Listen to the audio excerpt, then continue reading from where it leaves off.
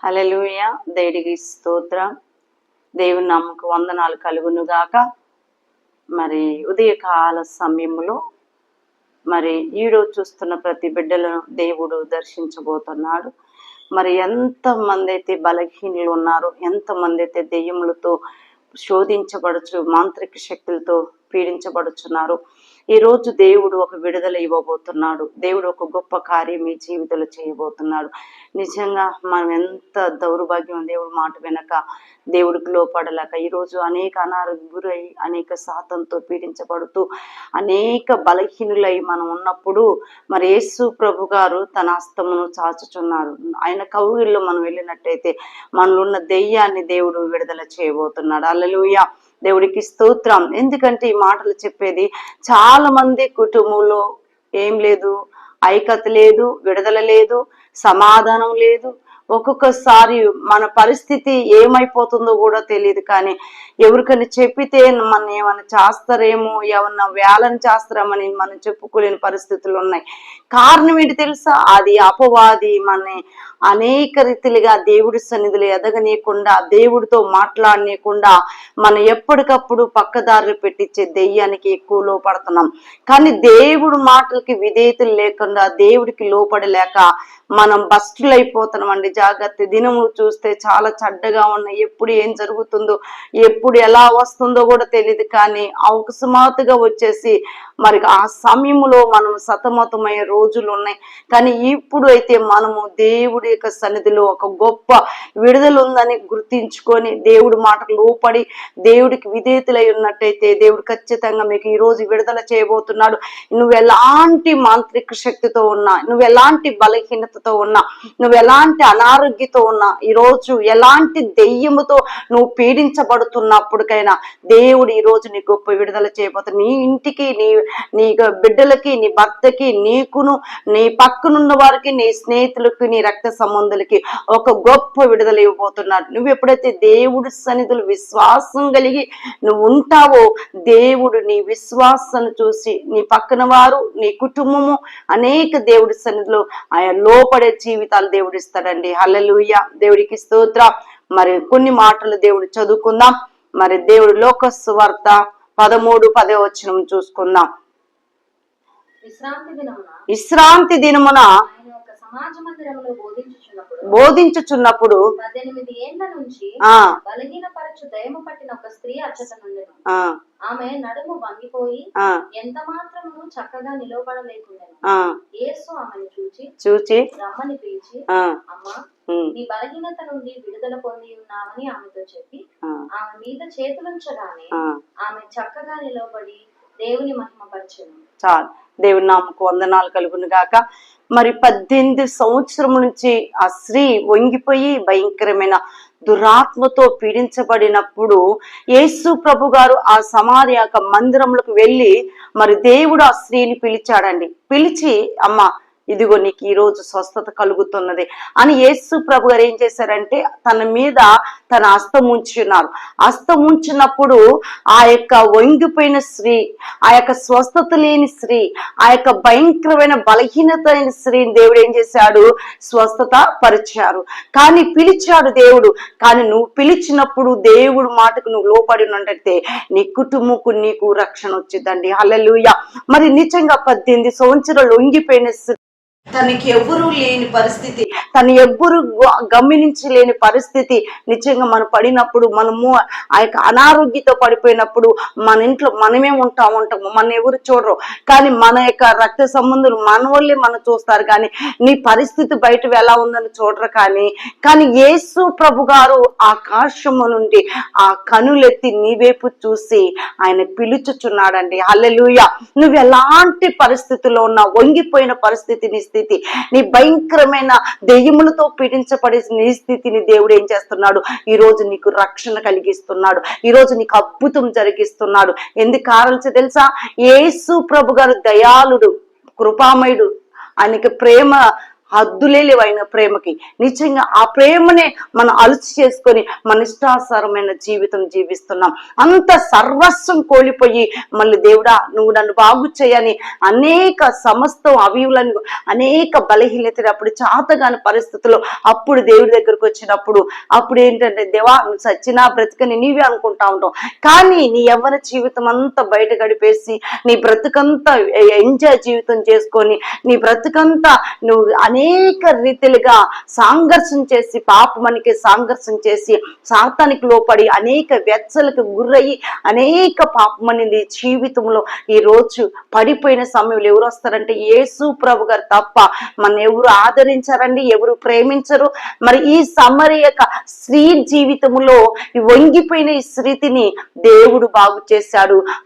ఆ ప్రాంగంలోకి ఆ దేవుడు వెళ్ళి అమ్మా నీకేమిటి అన్నప్పుడు యేసు ప్రభు గారు పిలిచి తను స్వస్థపరిచారండి. హల్లెలూయా. ఈ రోజు మనం పిలవాలంటే మనం ఒక అధికారం కలిగి ఉండాలి, దేవుడి సలహా ఒక విశ్వాసం కలిగి ఉండాలి, ఒక నిరీక్షణ కలిగి ఉండాలా. ఎందుకంటే నన్ను ఎవరు చూడ అవసరం లేదు, నా దేవుడు నన్ను చూస్తే చాలు, దేవుడు నన్ను ప్రేమించే చాలు, నేను దేవుడితో ఉంటే చాలు, దేవుడు నాతో ఉంటే చాలు, నా జీవితమును అనేక అభివృద్ధిలోనికి నడిపిస్తాడని నువ్వెప్పుడైతే ఏ విశ్వాసం కలిగి ఉంటావో ఖచ్చితంగా నీ జీవితంలో దేవుడు కార్యం చేస్తాడు. ఈ వంగిపోయిన స్త్రీని దేవుడు బాగు చేశాడు.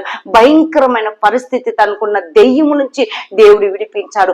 భయంకరమైన శ్రమ నుంచి ఆ కుటుంబం నుంచి ఆ బిడ్డను అనేక రీతిలుగా ఆ వంగిపోయిన స్త్రీని స్వస్థపరిచాడు దేవుడు. ఈ రోజు నువ్వు ఎక్కడున్నా ఏ స్థలాల్లో ఉన్నా మరి విడుదల లేని జీవితంలో ఈ రోజు దేవుడు నీకు విడుదలేయటానికి ఈ వీడియోను మరి ఈ సమయంలో ఈ పేజ్ ఆ యొక్క యూట్యూబ్ లో ఈ వాక్యం మేము విన్నట్టయితే మీ కుటుంబకు గొప్ప విడుదల వస్తా ఉండేది, గొప్ప రక్షణ వస్తా ఉండేది.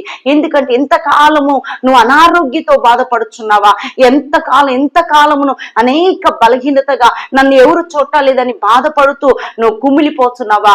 ఈ కుమిలిపోయిన పరిస్థితుల్లో యేసు ప్రభు గారు నీకు సమీపంగా ఉన్నాడు. ఎందుకంటే నువ్వు యేసే దగ్గరకు వస్తే దేవుడు నీ దగ్గరకు వస్తాడు. హల్లెలూయా. దేవుడికి స్తోత్రం. చాలా మనం గర్విస్తున్నాం అండి, దేవుడి మాట వినము, కానీ మనకు దోసిందే మనం చేస్తా ఉంటాము, మన ఇష్టాసరం జీవితం మనమే జీవిస్తూ ఉంటాం. కానీ దేవుడు చెప్పింది ఏ రోజు దేవుడి మాటకి మన చెవుని పెడతా ఉంటాం. అదే మనకి అనేక రీతిలుగా అనారోగ్య గురి తెచ్చేసేది. దాని మాట సాతాను ఎప్పటికప్పుడు దాన్ని యేసునామములు బంధిస్తూ ఆయన మాటలకి మనం ఎత్తి పెట్టి ప్రార్థన చేసిన వారైతే గొప్పవారం అవుతండి. హల్లెలూయా. దేవుడికి స్తోత్రం. మరి వంగిపోయిన స్త్రీని భయంకరమైన సమరయ స్త్రీ భయంకరమైన పరిస్థితిని దేవుడు చూచి ఏం చేశారు తెలుసా? పిలిచాడు, ప్రేమతో పిలిచాడు. దేవుడు నిన్ను ప్రేమతో పిలవాలంటే నువ్వు దేవుడికి ఒక అధికారం కలిగి ఒక మంచి కుమార్తెగా నువ్వు ఉన్నట్టయితే దేవుడు పిలిచి ఈ రోజు నీకు గొప్ప రక్షణ ఇస్తా ఉంటాడు, గొప్ప అద్భుతమును చేస్తా ఉంటాడు. ఈ రోజు స్త్రీలే మనం బలహీనం అండి. స్త్రీయే అన్ని విషయంలో మరి కుటుంబ పరిస్థితులు కానీ అన్ని విషయంలో స్త్రీయే బలహీనురాలు. కానీ ఎందుకు కారణం ఏంటంటే స్త్రీ కష్టమైనా బాధ అయినా ఎన్ని శ్రమలైనా తట్టుకునే స్త్రీకి దేవుడు ఒక శక్తిని ఇచ్చున్నాడు. ఆ శక్తిని కోల్పోవటానికి అపవాదం ఏం చేస్తున్నది? ఎప్పటికప్పుడు ఈ కుటుంబం ఏదో ఒక రకంగా చెల్లచెదరు చేయాలని దాన్ని పన్నం చేసినా కూడా దానికి సమయమును మనం వేయకూడదండి. ఎందుకంటే చెప్తున్నాను, ఈరోజు మనకు స్త్రీకే అనారోగ్యం, ఈరోజు స్త్రీకే అనేక కష్టాలు, స్త్రీకే అన్ని బాధలు. ఆ బాధల నుంచి తప్పించుకోవడం అంటే మనం ఎలా ఉండాలి తెలుసా? దేవుడికి ఇష్టలుగా జీవించే బిడ్డలుగా మనం ఉండాలండి. హల్లెలూయా. దేవుడికి స్తోత్రం. ఈ రోజు మన స్థితి మారాలంటే, మన యొక్క ఆరోగ్యం కావాలంటే, మనకు ఒక విడుదల కావాలంటే యేసు ప్రభు గారి దగ్గరికి రావాలా. యేసు ప్రభు గారిని ఆయన పాదాల చెంతను ఉన్నట్టయితే నీకు గొప్ప అద్భుత కార్యాలు జరుగుతాయి. నీ స్థితి అంతటను దేవుడు మార్చబోతాడు. నీ స్థితి అంతటిలో యేసు ప్రభు గారు గొప్ప కార్యమును చేస్తారు. నువ్వు దీన స్థితిలో ఉన్నావా? ఇంకా నీ పరిస్థితి దిగజారిపోతున్నదా? దిగజారే స్థితిలో దేవుడు మరి వాక్యం ద్వారా నీ జీవితాన్ని కట్టబోతున్నాడు. దేవుడు నీ జీవితంలో ఒక అద్భుత కార్యమును చేయబోతున్నాడు. ఎందుకంటే మనందరూ చేయవిడిచిపోతారాయా.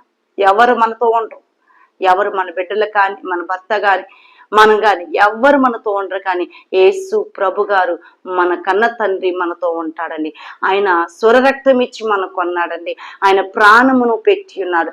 ఆ ప్రాణమే ఈ రోజు మనకి బ్రతికిస్తున్నదండి. హల్లెలూయా. దేవుడికి స్తోత్రం. ఈ రోజు నీ జీవితం ఒక్కసారి మరి ఇంకా 5వ వచనం కూడా చదువుకుందాం. యేసు ఆమెను చూచి రమ్మని పిలిచి, అమ్మా నీ బలహీనత నుండి విడుదల పొంది ఉన్నానని ఆమెతో చెప్పి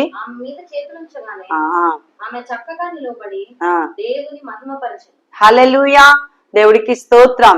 ఏం చేసిందంటే ఈ స్త్రీ దేవుడు అద్భుతం చేసినాక, విడుదల వచ్చినాక దేవుణ్ణి మహిమపరిచింది. ఈ రోజు ఆమె బాగుపడింది, ఇంకా నాకు చాలే అని వెళ్ళిపోలేదండి. కానీ దేవుడిని మహిమపరిచి తనకు జరిగిన స్వస్థత, తనకు జరిగిన అద్భుతము అనేక ప్రజలకి కనపరుచుకున్నది. మనం కనపరుచుకుంటామా? దేవుడు ఒక మేలు చేస్తాడు.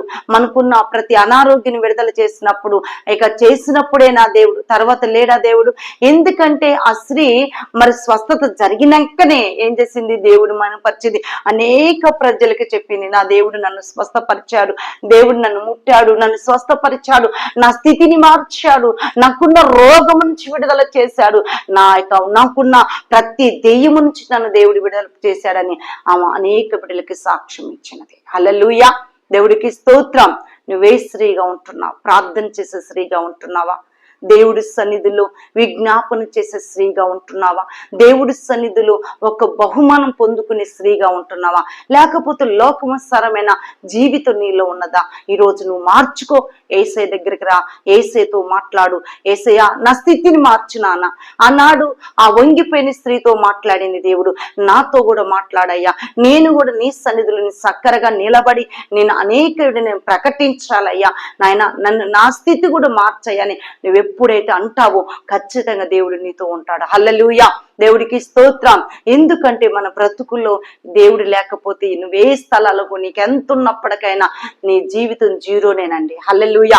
అదే దేవుని బట్టి నువ్వు నడిచినట్టయితే నువ్వెక్కడికి పోయినా అనేక రీతిలుగా నిన్ను ఆశీర్వదిస్తాడు, దీవిస్తాడు, బలపరుస్తాడు, నేను ఉన్నతమైన స్థితిలోకి నడిపిస్తాడు. ఒక్కొక్క మెట్టు నిన్ను దేవుడు వెక్కిస్తాడు.